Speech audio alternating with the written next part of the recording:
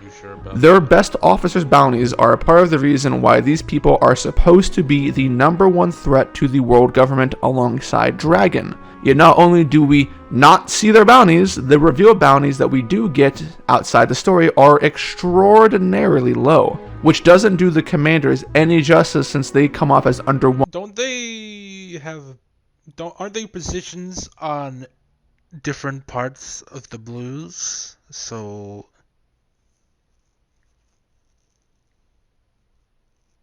yeah, just actually, I'm still trying to are think what's they the actually are relevancy of they this. captains of each blues? Like cap one one member is on a different part of the blue, and because I forgot. I'm still trying to think like why do they need bigger bounties? Like, well, yes, they are. I guess you could say a threat to the world government. Like, unless they do something, I don't know, earth shattering, like with like the stuff either Luffy or whatever that kid does to earn a higher bounty.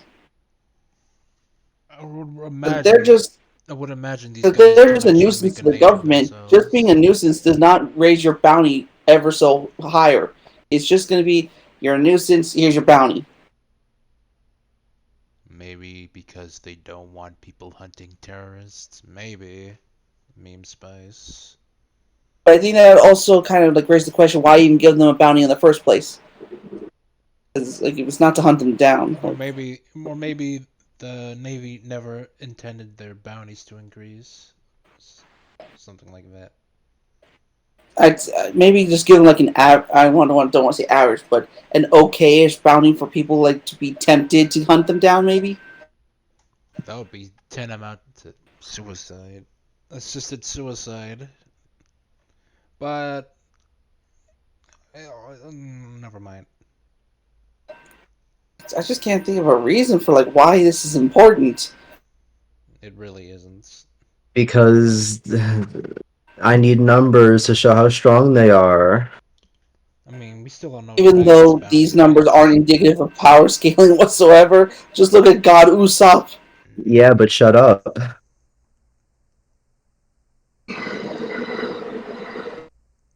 Anyway, I'm gonna start now. Overwhelming in of themselves. Individual people in a single Yonko's crew have higher bounties than the people that the world government thinks are the number one threat. I don't know how you make that make sense, but go ahead. Isn't it? Isn't?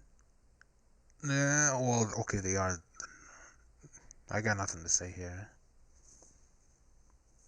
Even if you wanted to argue that, like, okay, sure, the revolutionaries should have higher bounties than Yonko commanders. Okay, fine, but is this like a problem with One Piece, or is it just an inconsistency in something in representation? I guess. I guess maybe trying to say it's an inconsistency in the world, considering that he views the revolutionary armies as the number one thing, which I think that'd be more so to the pirates. Well, no, because the revolutionaries are like the most dangerous people.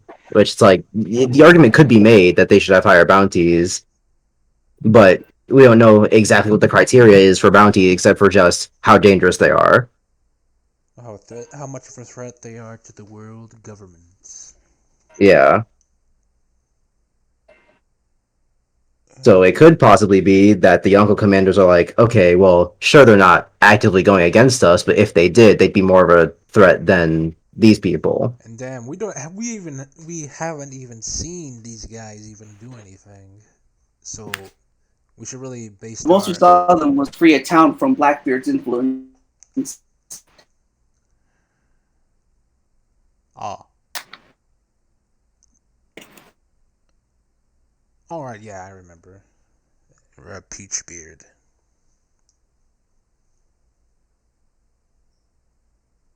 Yeah, that's about it. That's all they When are we gonna did. get Greenbeard? And then the off-screen thing about the reverie.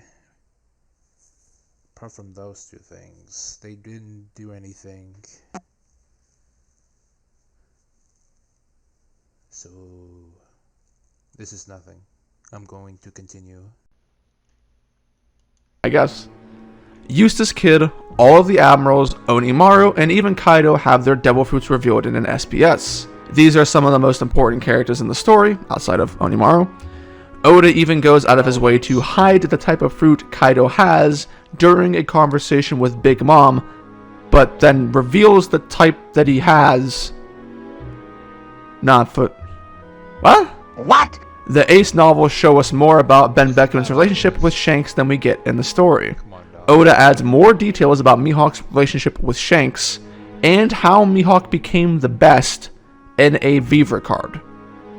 We also learn from the novels that Shanks seemingly got most of his reputation due to his fights with Mihawk. Oda reveals the entirety of Roger's crew, with all of them being drawn and named, which reveals that almost every single one of them is irrelevant, despite being on the most exclusive and notorious crew in. Come on, dog. This is what we called world building, and you think every single detail has to be so crucial to the story? This is ridiculous. Bro, do we need to know every single member of Roger's crew? They disbanded.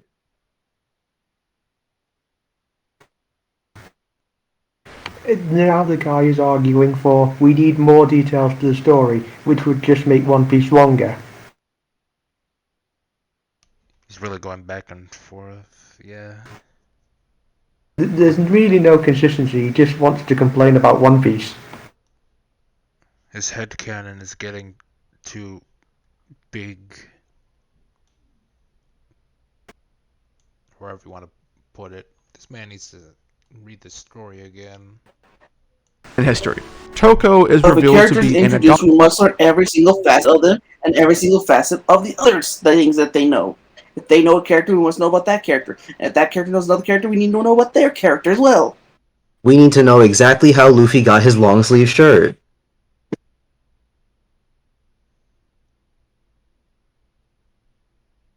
Story building sucks.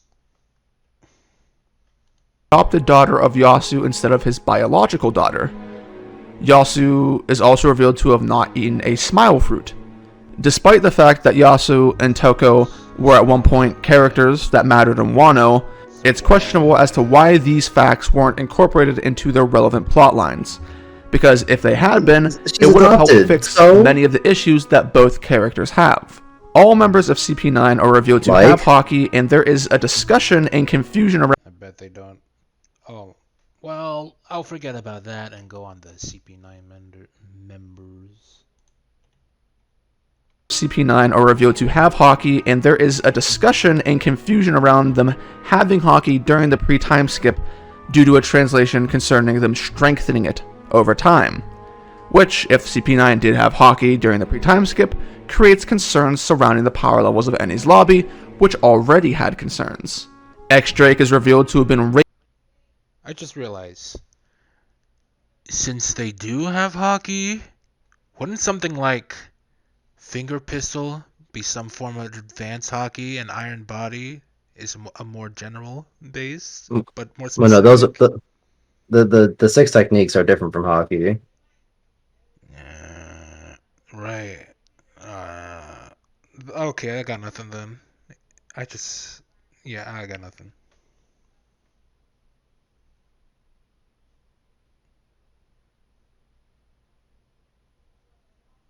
I guess that kind of is an issue in the storytelling then.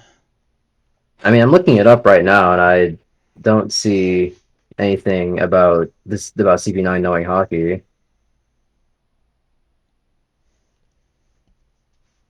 And plus, That one just you doesn't can even find. say just doesn't even say if they have both types of hockey, because it's like, oh, how did Luffy beat Lucci if Lucci should have armament hockey? But it's like, did Lucci have armament hockey, or did he maybe just have some observation? Ooh, we don't know, because Jitz doesn't tell us, and I can't find it. Or did he just have? See, this is where we can find some of the bit of, like, used it?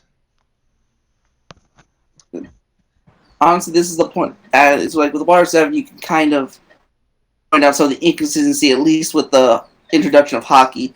Because considering that ranks for the Marines, they should be learning hockey. And given that CP9 is is a super secret shadowy higher up organization. They should have learned hockey by now. Yeah. Yeah, there should be like a training structure for learning hockey in places like It's that. like Given it's the weird inconsistency of like who knows and doesn't know hockey. So maybe either teching, maybe Grand Line Review has made a video on that as well. But I don't recommend him honestly.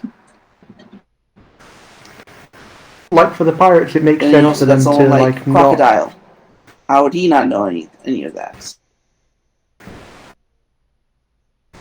Like for the Pirates, it would make sense for them for the info to be scattered because they're not a conjoined group. They're not going to have the combined knowledge or going to want to share the knowledge of how hockey works between them.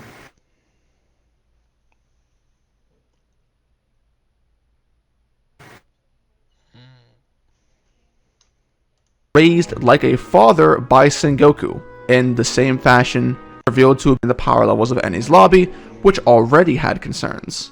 X-Drake is revealed to have been raised like a father by Sengoku, in the same fashion that was done to Corazon. X-Drake is the first character we learn to have been in Sword, and gets horribly treated on Wano.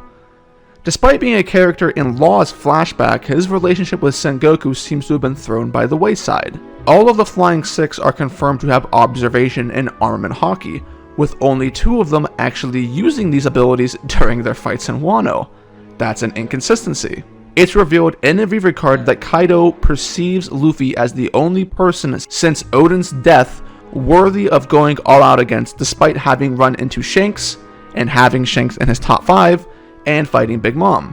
And of course, I've touched on it before, but we learn of Nami's dream progression through the SBS, and the list goes on and on. Some of the things that I listed are genuinely important because they are attached to big concepts in the story. Some seem like they are missed opportunities that don't make any sense as to why they didn't happen in the story. Are you gonna name them? And some of them really don't matter.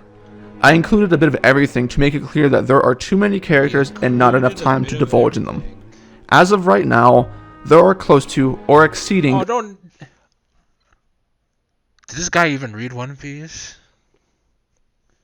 There's too many characters. You hear that? There's too many characters. What was there even to say? You're right, but you're also wrong. This goes right up there with One Piece is too long. It's a subsection of that, actually. One Piece has too many settings, therefore bad. Too many settings. They have to condense arcs. Therefore, bad? Question mark. But nevertheless, this is dumb. 1,200 named characters within the story. Every time you increase the number of characters in a story, you are increasing the length of that story. No. Because in order to show new characters, you need to spend time introducing them, right? No. Which means that part of the attention of the story that would normally go technically to sure, but technically sure, but I'm not going around complaining that Diamond Juzo had too much screen time in Marineford. Being a 4th. God, I'm distracted with this pimple on my eyelid. 4th Division Commander.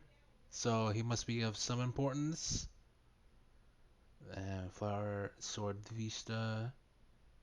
And Marco. Then Thatch, which is important to the overall story of Whitebeard and Blackbeard. So it's really how you use them that matters.